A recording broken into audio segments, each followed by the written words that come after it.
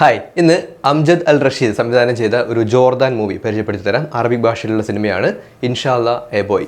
2 മണിക്കൂറിൽ താഴെ ഡ്യൂറേഷനുള്ള വളരെ സീരിയസ് ആയിട്ടുള്ളൊരു പടമാണിത്. സിനിമയുടെ പ്ലോട്ട് ആകെ ഇത്രയേ ഉള്ളൂ.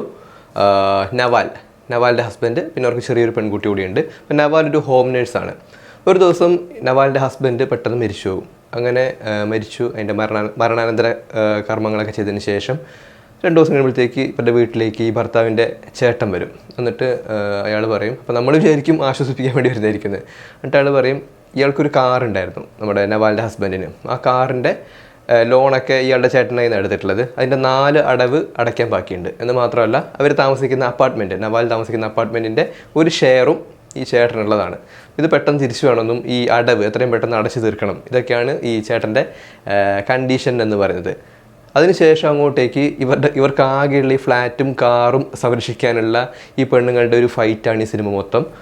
മുസ്ലിം വ്യക്തി നിയമത്തെ അത്യാവശ്യം നല്ല രീതിയിൽ വിമർശിച്ച് മുന്നോട്ട് പോകുന്ന സിനിമയാണ് ഇൻഷാല്ലാ എ ബോയ്. വളരെ സീരിയസ് ആയിട്ടുള്ള വാച്ച് മാത്രം ഡിമാൻഡ് ചെയ്യുന്ന സിനിമയാണ്. എൻ്റർടൈൻമെൻ്റ് ഒന്നും പ്രതീക്ഷിക്കരുത്. പക്ഷേ ഈ സിനിമയിലെ പ്രധാനപ്പെട്ട കഥാപാത്രത്തെ അവതരിപ്പിച്ചിട്ടുള്ള നടി മൗന ഹവ എന്നാണ് അവരുടെ പേര്. ഒരു പലസ്തീനിയൻ ആക്ട്രസ്സാണ്. കിഡിലമായിട്ട് തന്നെ അവർ ചെയ്തിട്ടുണ്ട് കേട്ടോ. 2 മണിക്കൂറിൽ താഴെയാണ് പടത്തിൻ്റെ ഡ്യൂറേഷൻ. 99% നമ്മൾ ഈ സിനിമയിൽ കണ്ടുകൊണ്ടിരിക്കുന്നത് ഈ മൗന ഹവയെ തന്നെയാണ്. അധികം ക്യാരക്ടേഴ്സ് ഒന്നുമില്ല. പിന്നെ കണ്ടുകൂട്ടുന്ന അധികവും സ്ത്രീകൾ തന്നെയാണ്. വുമൺ സെൻട്രഡ് ആയിട്ടുള്ളൊരു മൂവിയാണ്.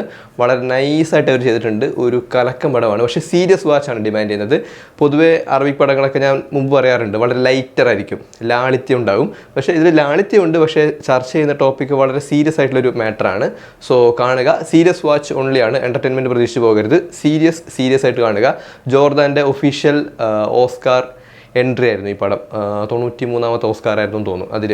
ഓക്കെ അല്ലേ? IFFKയിലും ഈ പടം കാണിച്ചിരുന്നു. സോ സീരിയസ് വാച്ച് ഇഷ്ടപ്പെടുന്ന ആൾക്കാർ കാണുക. ഇൻഷാല്ലാ ബോയ് നൈസായിട്ടുള്ളൊരു പടം കേട്ടോ. കണ്ടു നോക്കുക. വേറൊന്നും പ്രതീക്ഷിക്കേണ്ട. സീരിയസ് ആയിട്ടിരുന്ന് കാണുക. Okay, see in the next video. Till then by.